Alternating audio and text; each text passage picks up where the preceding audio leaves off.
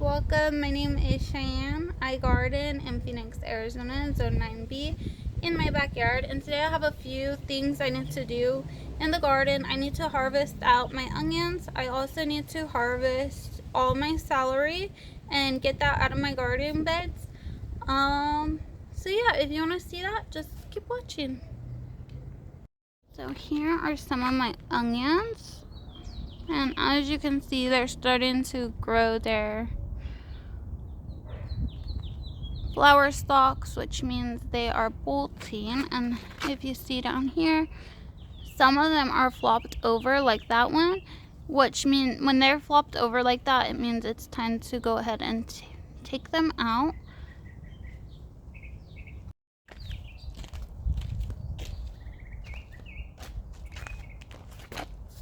Okay, so when the onions that are all the way bent over, it means that it's time to go ahead and pull those onions.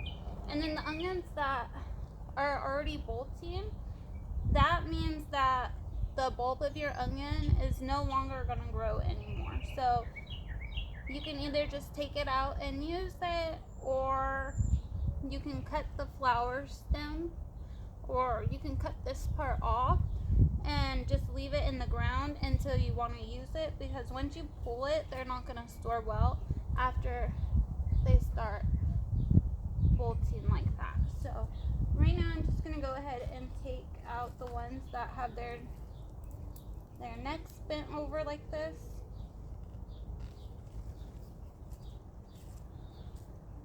And here's a cute first one. It's a cute and little. My daughter actually went to the thrift store, I think a few weeks ago, and she picked me up this cute little basket. So go ahead and put that.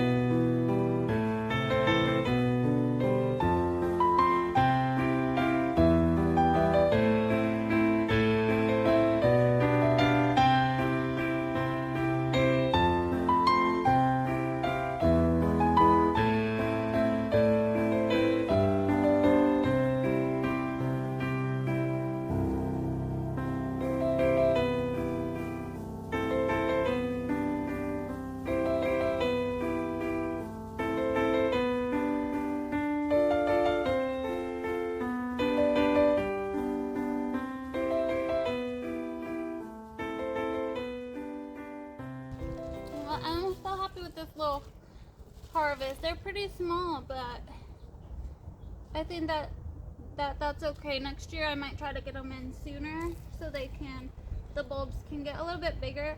And also some of these weren't bolted yet, and the necks weren't all the way flopped over. So I do think that I could have left them in for longer, but I'm happy with it. And I think maybe I'll clean them up, and maybe I can save all the green tops.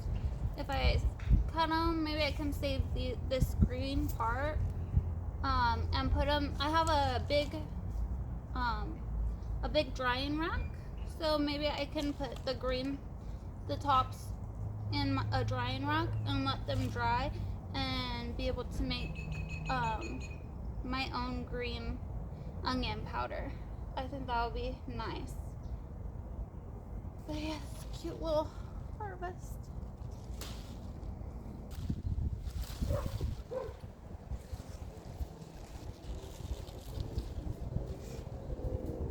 Alright, so now to go and get the celery.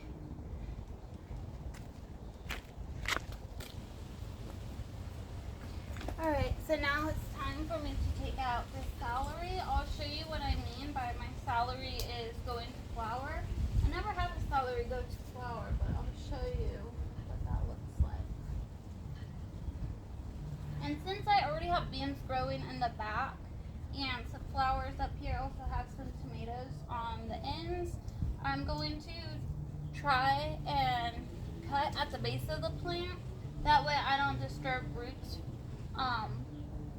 That way I don't disturb the roots of other plants that are growing in this bed.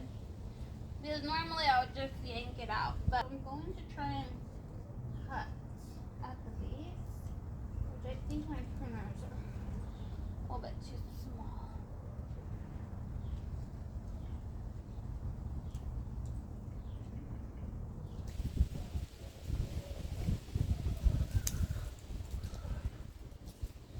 Okay, so I'll just try to cut the roots right here at the base instead of pull all of it, because then it would go ahead and maybe disturb the roots of these tomatoes or my beans. But I think this is what it looks like when your celery starts to go to flour. So there's no flowers on that yet, but if you can see this stalk, it starts looking pretty funny. So I think that means it's flowering. And these celeries are the tall Utah. I think this one too, I think I might leave this one. This one is actually, I think, going to flower. And I never seen what it looks like when celery goes to flower. So I might leave this one and see if I can save seeds for it to grow next year. But we'll see.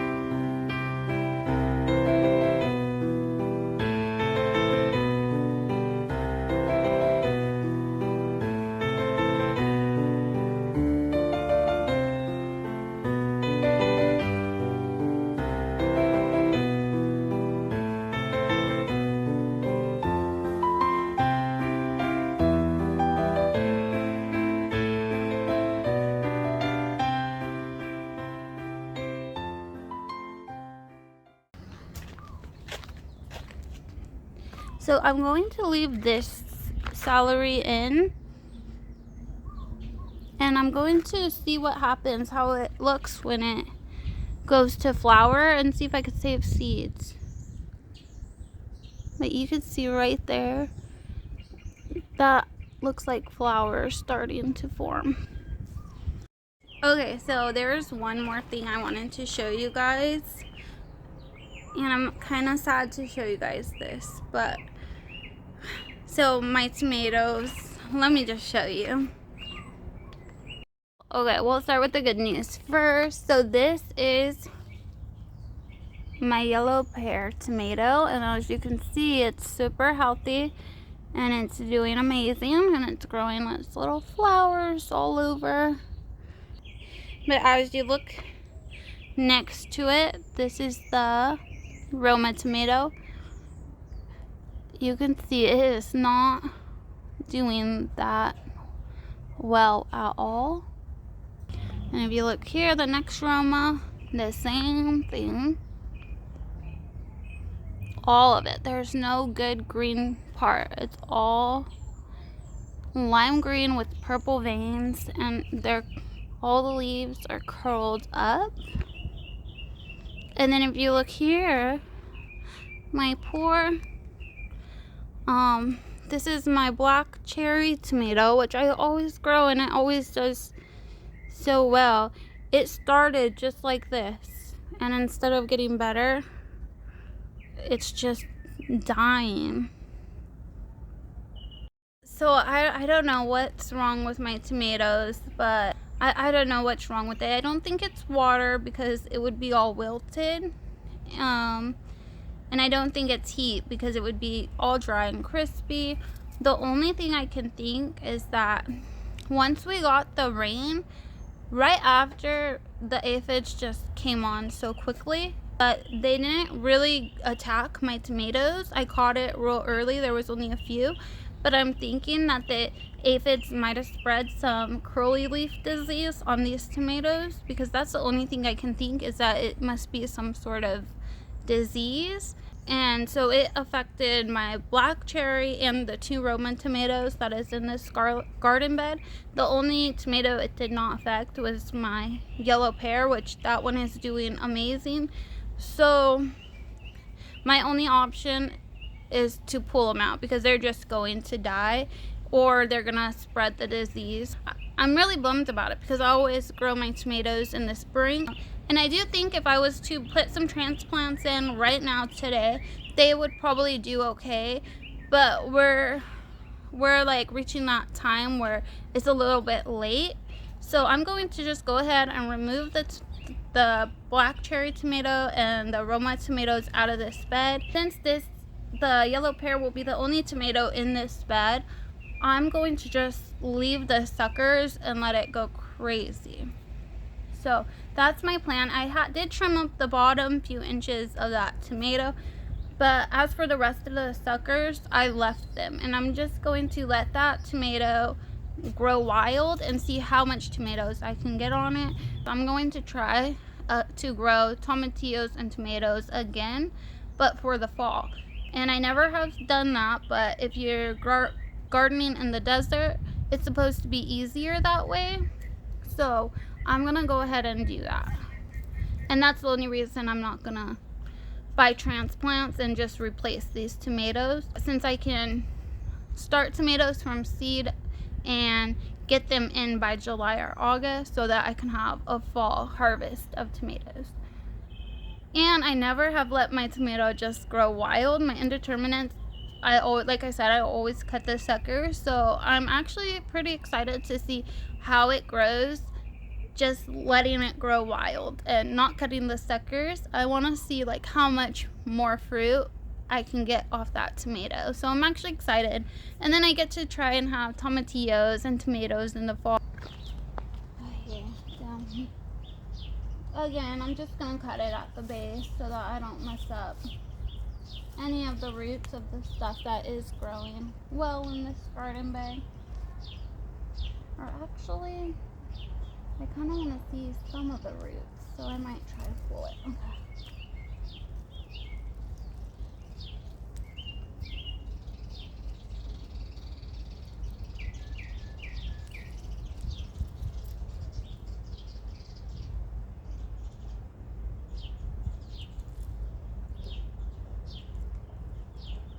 Okay, you know what?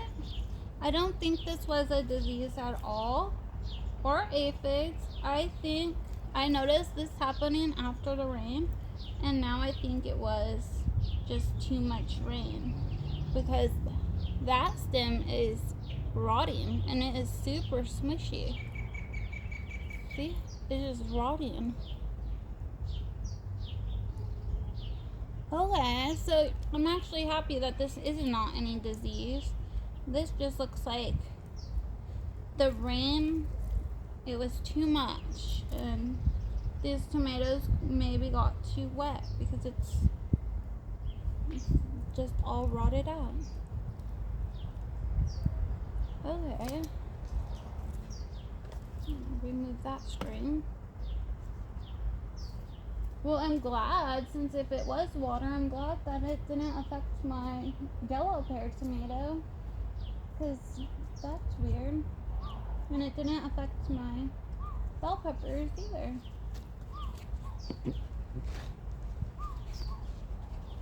Well, now I'm wondering if I should take this one out, because this one doesn't look as dead as this black cherry did.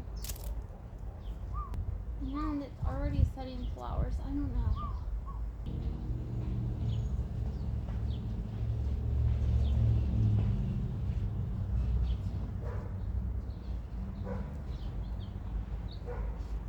Now I don't know if it was water and they're not completely dead. Maybe these aromas will bounce back and start growing nicely.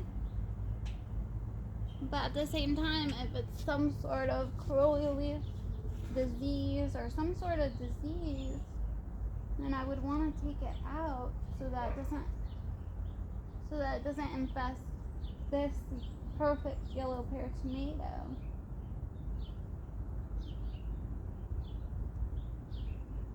And it's hard to know because I've been leaving them for a long time just to see if I get any new green growth. And all the growth that comes out is this purpley growth. And like lime green. I don't know. Maybe I might leave it just for a little bit. I'll just keep an eye on it. Yeah. Just leave it a little bit longer to see if it starts doing okay. Okay, so I don't know really what's wrong with the tomatoes. Now that I see the roots of the black cherry, I think that it might have just been a watering issue from too much the heavy rain. So I think it just got too wet. But I think I might leave the two Romas and just keep an eye on them and decide later if I want to pull them. If I don't see any new green growth, I might go ahead and get them out. But for now, I'm going to just leave them and see what happens. If any of you guys know what's going on with them, if you guys just let me know in the comments. Does it look like maybe watering, or does it look like a disease? I'm just going to keep my eyes on them, and I'll decide later what I need to do.